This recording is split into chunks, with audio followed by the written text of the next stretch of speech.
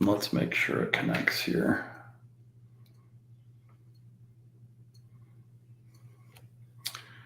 To my stream.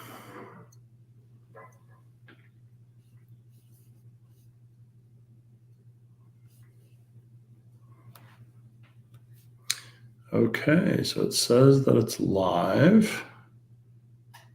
Let's give it a second to catch up here.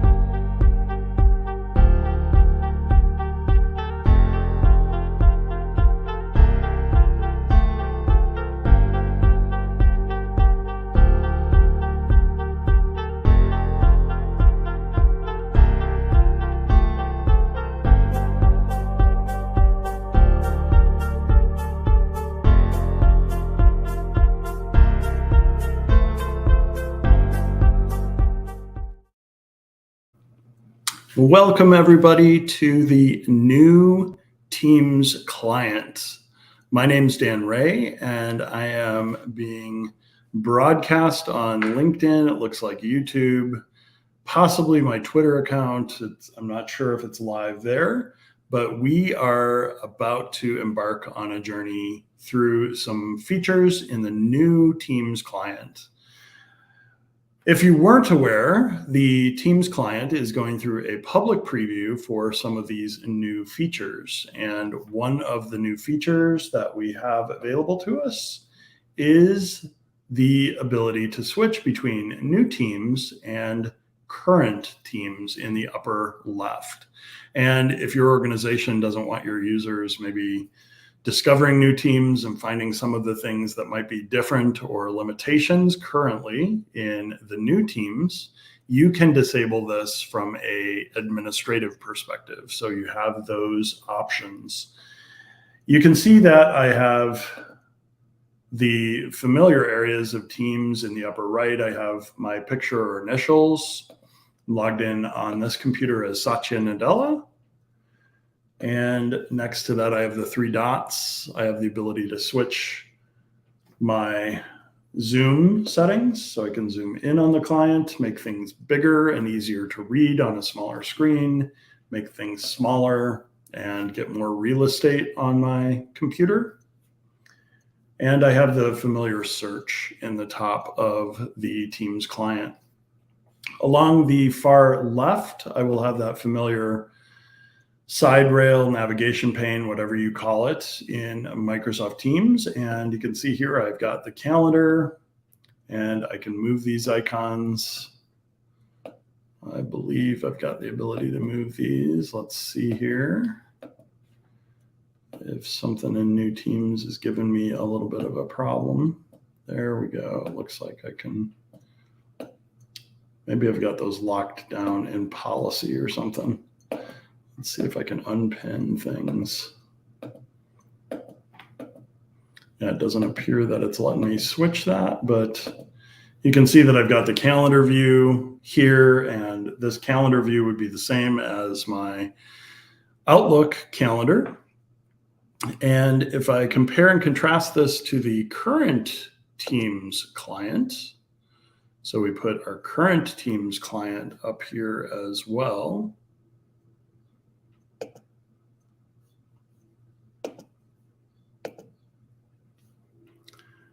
The current Teams client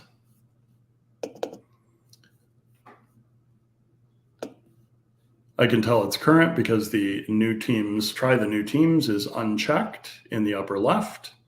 And I can see my calendar view and what's on Dan's calendar versus Satya's calendar. I can have chats back and forth with different people. And in the upper right, I have my picture and settings there, as well as the three dots and the search. So from first glance, you may only notice a couple things that are different between the new Teams client and the existing Teams client.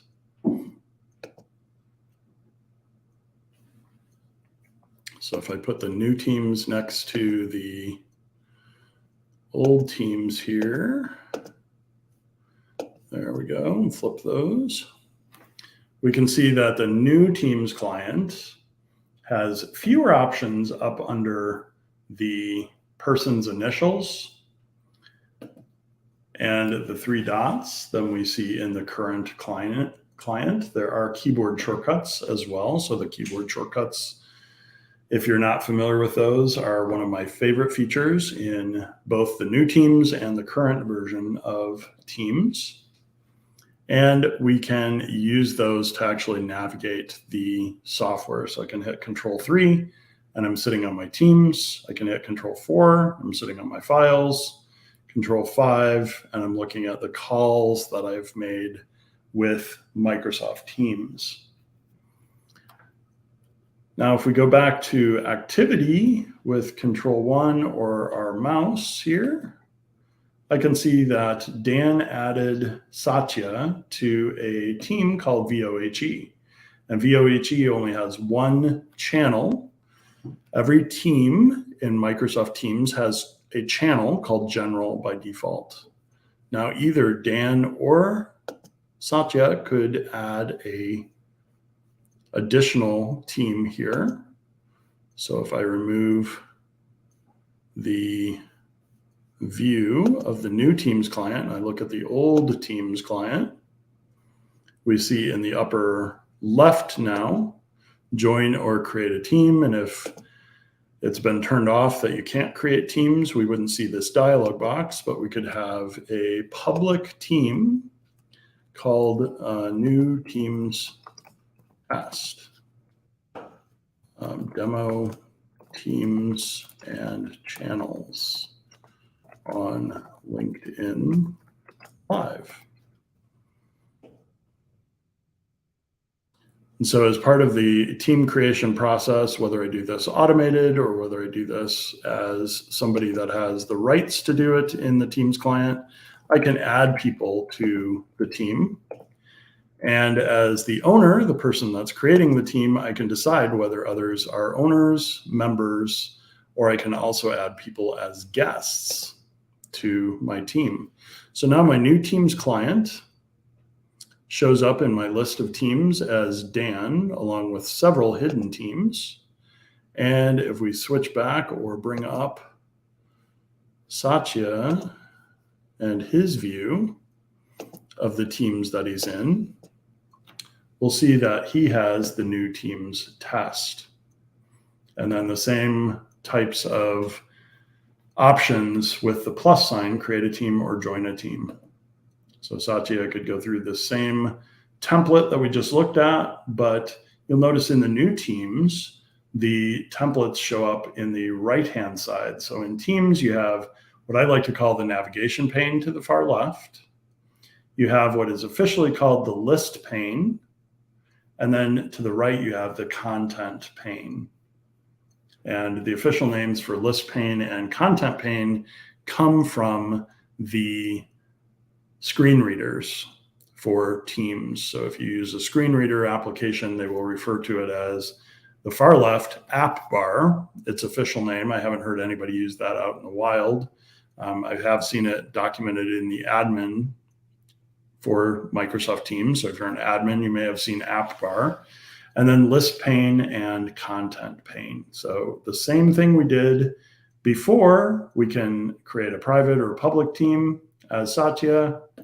We could call this new Teams from Satya and demo 2. Create. And same kind of thing. We're going to get now prompted for adding people to the team. And we could add Dan to the team as a member or a administrator, which is called owner.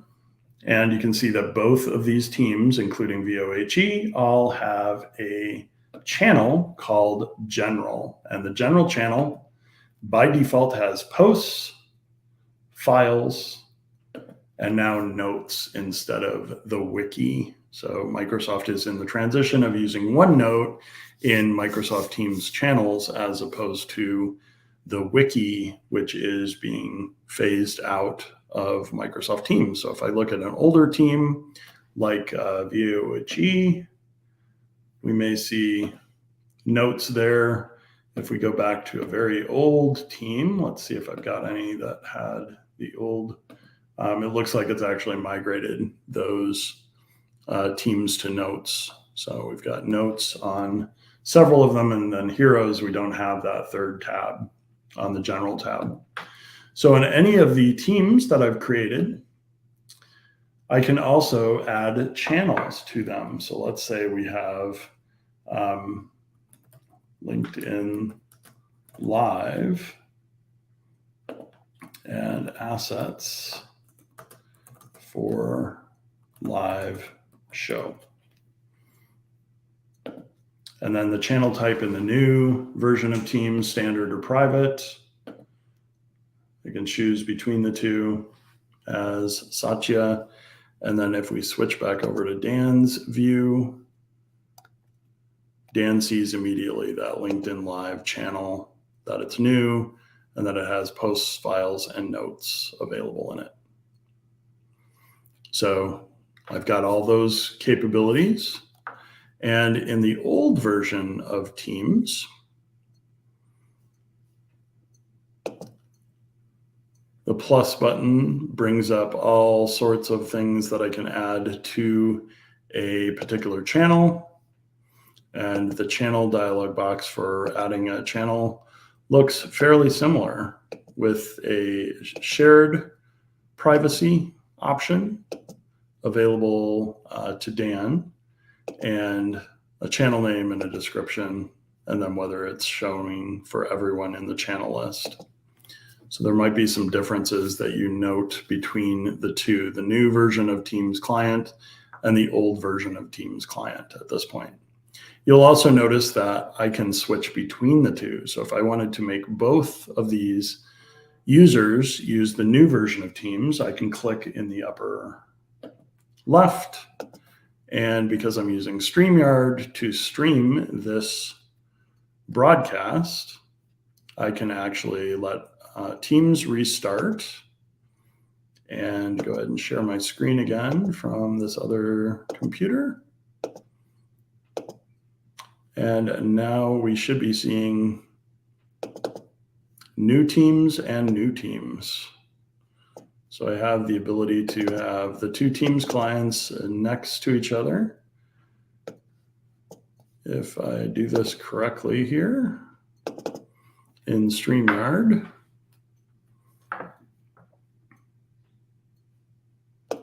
or if I can't have them right next to each other, I can put them close to each other so you can see the new teams from Satya's perspective, and then the new teams from Dan's perspective. And I'm using the dark theme, or actually I'm logged in as Magdalena in this account. So the dark theme is available under settings. I can see that the window here, let's make it a little bigger, has a window mode. And let's see if we've got any other changes that we can discover here. Appearance and accessibility, there's light mode, dark mode, or high contrast in the new Teams client. So even the settings are a little different than the current version of Teams. Let's reverse this example here. And let's show you how we could switch between new teams and the old teams. So we're going to do the reverse of the process. Take the client that's logged in as Satya and tell it I need to go back to the old current version of Teams. When you do so, Teams will ask you why you are switching back. And so I could say I'm missing a feature, and this could have to do with some of the apps missing from add-ins. And I could send that off to Microsoft. And then what will happen is my Teams client will reboot, and I'll be sitting in the current version of Teams as opposed to the new version of the client. So we see exactly the reverse now from what we saw at the beginning. I'm logged in as a user here, Magdalena, and I can see that in the upper right. And then on the other computer, I'm logged in as Dan. And I can see that by coming here, or sorry, Satya. And we can see the same things with the chat and the teams and the new teams, and getting the same experience we got from setting this up as Dan instead of Satya.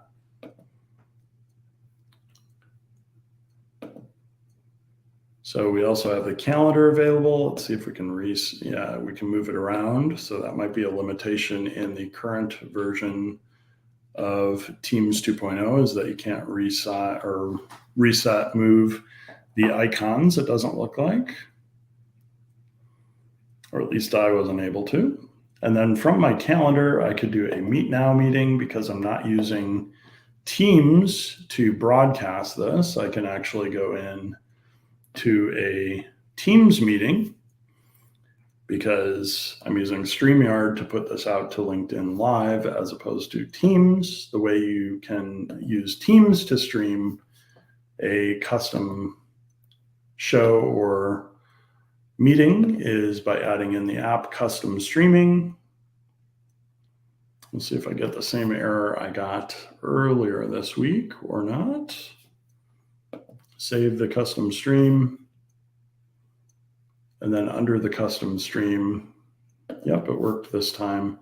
Might be a 2.0 or a conflict with the different accounts that I use in demos, but I can enter the stream URL and stream key from LinkedIn, YouTube, Facebook, whatever platform I want to stream out to. And as long as the admin has turned on the streaming capabilities in my tenant, which is a prerequisite, and I have rights to stream, I can not only record the meeting that we are holding in Teams, but I can also now stream out to an online platform like LinkedIn from Microsoft Teams.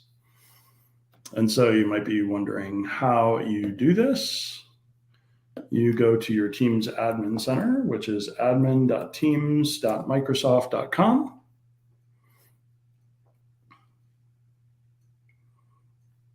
Let's go into a tenant where I have rights to configure this.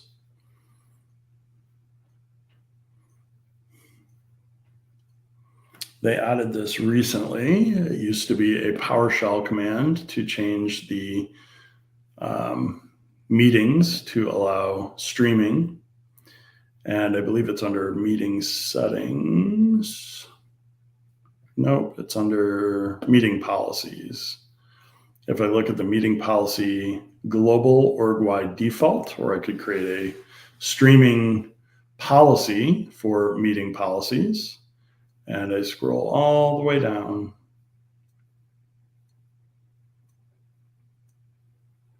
this is where I find now a checkbox for live streaming, on or off. So I could turn it on for everybody in my organization, or I could turn it on for like marketing or HR or group sales that need to do live streaming to like LinkedIn or a social media account from Microsoft Teams. So let's take a look in the LinkedIn meeting if we have any chats or questions. I don't see any in the online meeting, but we have the capabilities of streaming the meeting and having people see the Teams client here and side by side with the new Teams client. So I've got Teams client from one account, Magdalena, and I have Teams client from another account, Satya. If I want to sign out of the new Teams, I can do that in the upper right. So we'll sign out as one user, and then we'll come back in and sign in as another user. Let's just share our entire screen here so that you can see this experience. We'll log in as Dan this time to the new Teams client. We're going to get prompted for Dan's username and password. It's going to come up and do some two-factor authentication for me. We'll do that successfully.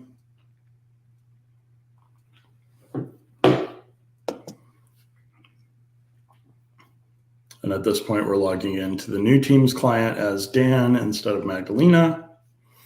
We'll see that in the upper right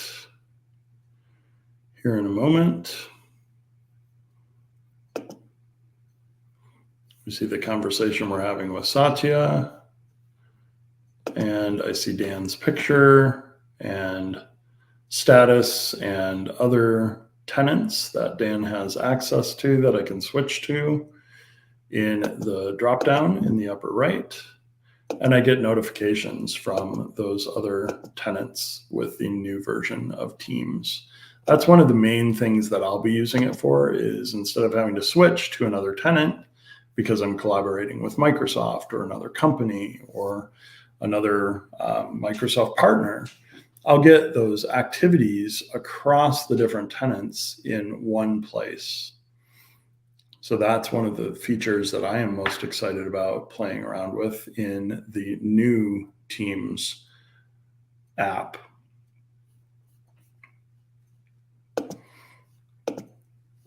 If there aren't any questions here in the online feeds, which I should be able to see from StreamYard, we will go ahead and call this a session, wrap this up. Sorry I was a little bit late. I had to get everything configured, and then StreamYard, I thought I hit the go live and it didn't go live immediately.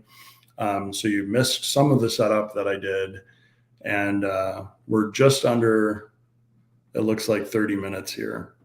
We're at 22 minutes, almost 23 minutes of a live discussion of the new Teams client versus the old Teams client. And if you're watching this at some other time other than Wednesday afternoon in the US, feel free to use this to ask questions or follow up with me on LinkedIn.